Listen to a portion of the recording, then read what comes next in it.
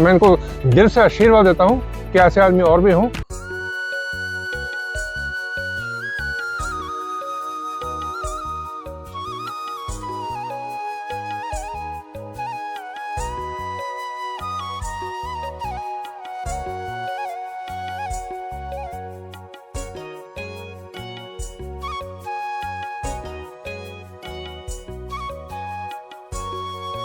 मेरा नाम पूर्ण चंद है।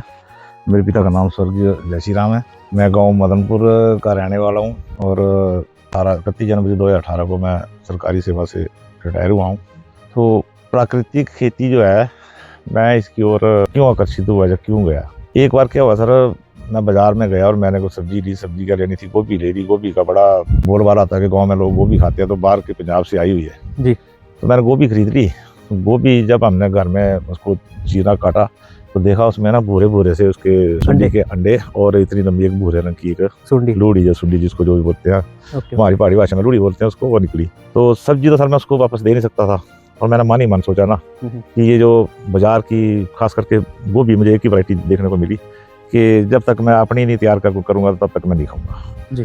उसके बाद क्या हुआ सर, वैसे भी अखबारों में या दाएँ बाएँ हम पढ़ते हैं कि जो बाजार की चीज़ें हैं लोग कमर्शियल पॉइंट ऑफ व्यू से उसको तैयार करते हैं, उनमें ज़्यादा मिनरल, दूसरे DAP या यूरिया, जो भी गटरों का गंद है, मुर्गे की बीट है, वो उसका इस्तेमाल करते हैं। तो देखते सर, देखने में मुर्गे अगर पोल्ट्री फार्म के पास आप जाएंगे तो कितनी आपको कितनी बदबू आती है जी। तो सर जो मुर्गा 32 दिन में खाने लायक हो जाता है, तो जो उसकी बीट से सब्जी है वो कितने दिन में तैयार होती है, अगर उसका हमारे शरीर के ऊपर क्या दुष्प्रभाव पड़ता है। तो इसलिए सर मेरे नौकरी के दौरान से, सर्विस से, रिटायरमेंट से 5-7 साल पहले से, कि मैं घर में जब पेंशन चला जाऊंगा तो मेरा एक ही उद्देश्य होगा कि मैं प्राकृतिक खेती करूंगा।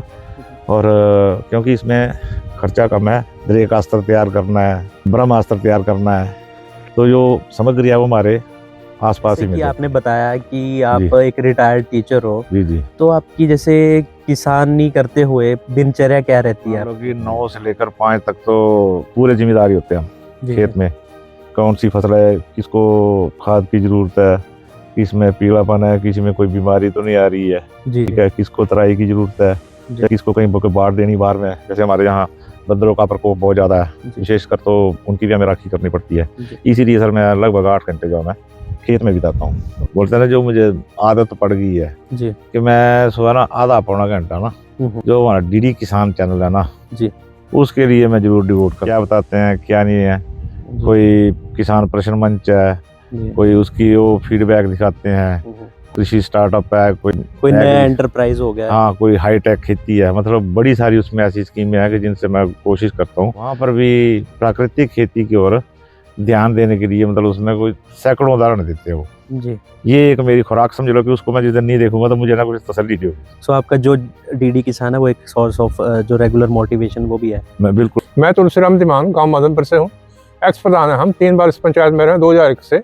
तो मैंने सारी लोगों को काफ़ी प्रेरित किया है, गाय का करो काम, आप 2-4 गाय रखो। तो आजकल लड़के जो है तो गलियों पे, नालियों पे बैठे रहते हैं, नशे करते हैं, तो माँ बाप का कहना नहीं मानते। पर I am very happy with पूर्ण शास्त्री, क्योंकि जब से ये रिटायरमेंट से पहले भी इनका थोड़ा इंटरेस्ट था, तो रिटायरमेंट के बाद ये चाहते तो अपने इनको 50,000 रुपया, 60,000 रुपया पेंशन मिलती है, तो इनका एक बेटा है, एक बेटी, आराम से अपनी ज़िंदगी बसर कर सकते हैं।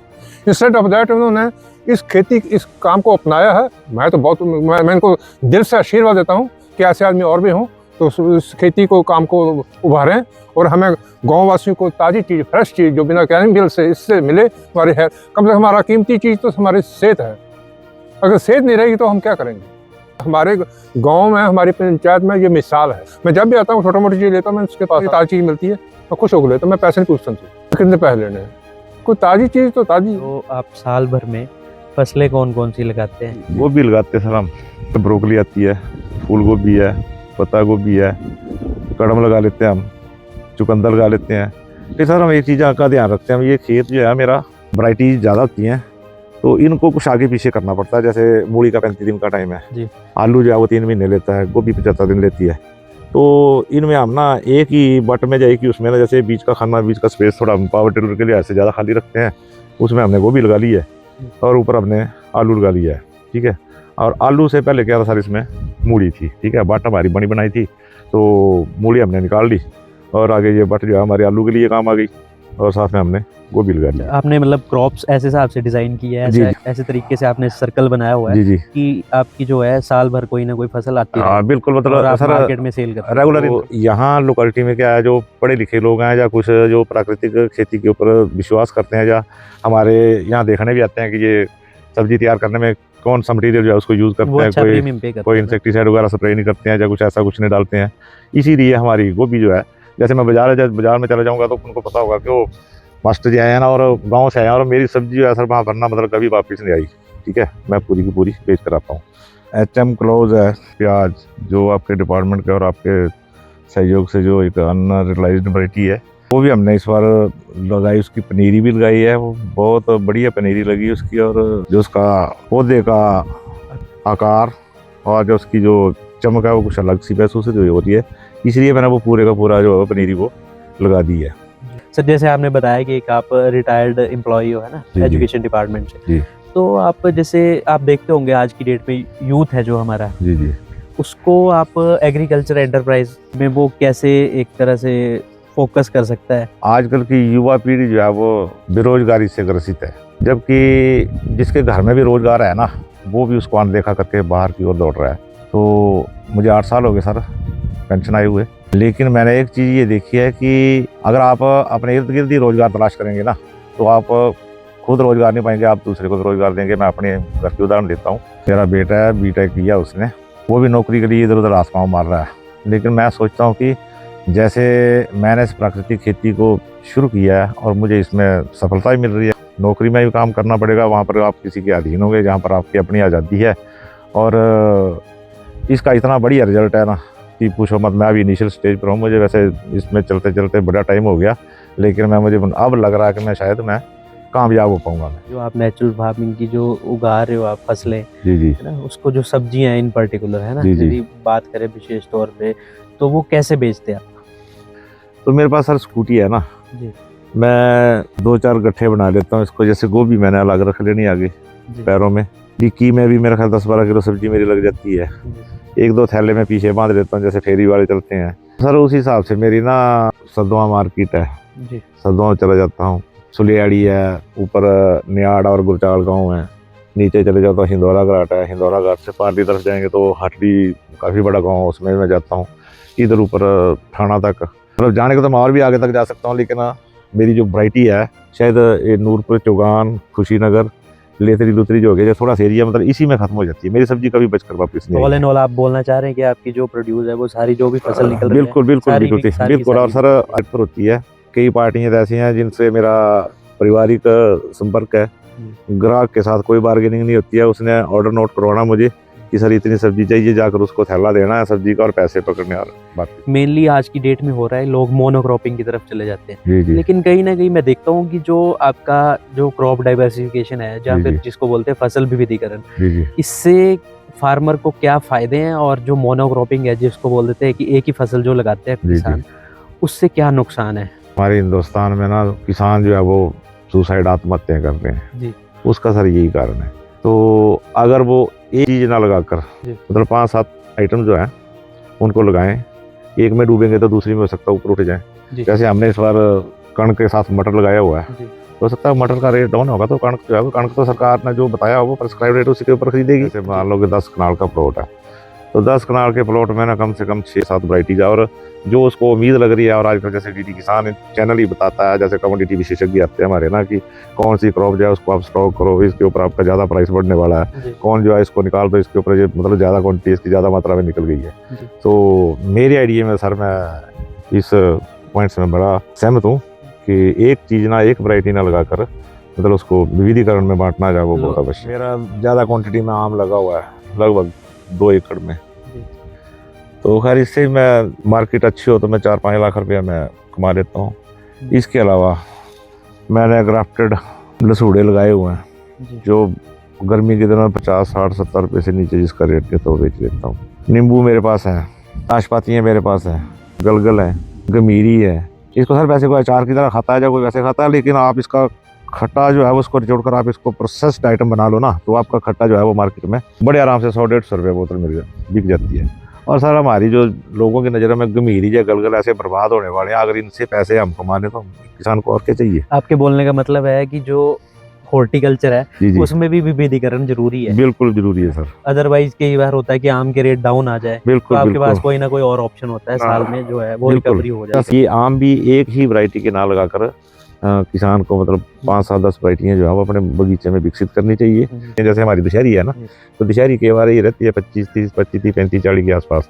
लेकिन सर हमारा जो लंगड़ा और खास करके दूसरी 64 वैरायटी है, ये तो कई बार 60-60, 70-70 को क्रॉस कर जाती है। ठीक है, तो हमें उसमें भी भिन्न भिन्न प्रकार के पौधे जो है आम की तरह उसमें बगीचे में लगाने चाहिए। सर ये है जीवामृत, ये गाय का गोबर किलो 10 लीटर, जो 200 लीटर का ड्रम है, 10 लीटर गोमूत्र है, 1 किलो बेसन, 1 किलो गुड़ डाला हुआ इसमें, और 1 किलो चुंकेर चूहे की जो बिल होता है उसकी मिट्टी डाली हुई है। तो इसको सारे एक हफ्ता ना डाल के हम इसको दिन में 2-3 बार हिलाएंगे। वैसे तो इसको छाया में रखना चाहिए, लेकिन सर्दी की वजह से इसका ऊपर ऐसा प्रभाव नहीं होता गैस का, इसलिए मैंने यहाँ रखा हुआ है। उसके बाद सर हम इसको 3-4 बार फिल्टर करके ना बिल्कुल इसका पूरा ऊपर को निकाल के इसको फसल में स्प्रे करते हैं। ऐसे स्प्रे हो जाएगा हमारे खेत में, तो खेत में केंचुए की गतिविधि जो है वो बढ़ जाती है। ये पुआल यानी पराली से कुछ ढका हुआ जो है, आपको अजीब लग रहा होगा, लेकिन ये सर बैंगन है गोल ना, जिसको ज़्यादातर भरते वाला बैंगन बोलते हैं।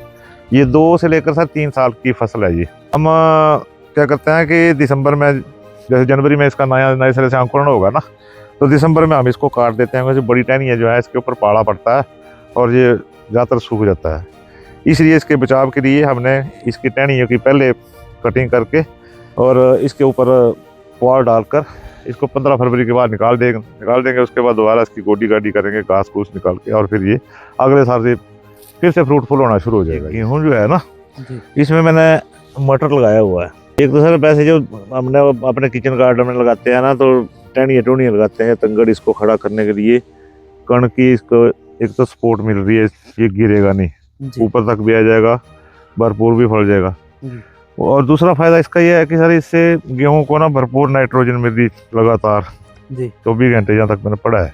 और जो मल्चिंग यानी छाया का काम जो है वो भी कर रहा है ये, क्योंकि ये थोड़ा सा टेढ़ा होता है, उसके बाद उठता है और बीच में नमी जो है वो उसको भी बरकरार रखता है, बनाए रखता है। ये हल्दी है जी, और ये लगाई है मैंने थोड़े एरिए में, और भी है थोड़े एरिए में, और ये 2 साल वाली हल्दी है। सरकार 90 रुपये किलो या 9,000 रुपये क्विंटल इसका रेट जो है वो उसने हल्दी का फिक्स किया हुआ है। तो मैं भी सोच रहा हूँ कि इस एरिया को मैं और भी बढ़ाऊँगा, ताकि हमारी आमदन का जरिए जो है वो और भी दायरा इसका ज़्यादा बढ़े।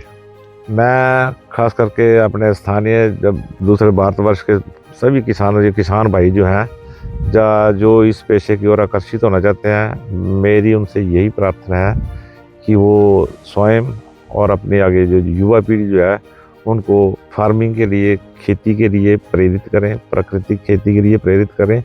आपके पास अच्छा उत्पाद होगा तो कोई सवाल ही पैदा नहीं है कि वो बिना बिके रहेगा और आपको एक अच्छी आमदन मिलेगी। बहुत बड़े बड़े फार्मर हैं भारतवर्ष में, तो वो तो क्या कुछ नहीं कर सकते हैं, लेकिन यह है कि सारी जो हमारी कृषि जो है इसको हमें उन्नत भी करना पड़ेगा और प्राकृतिक भी बनाना पड़ेगा।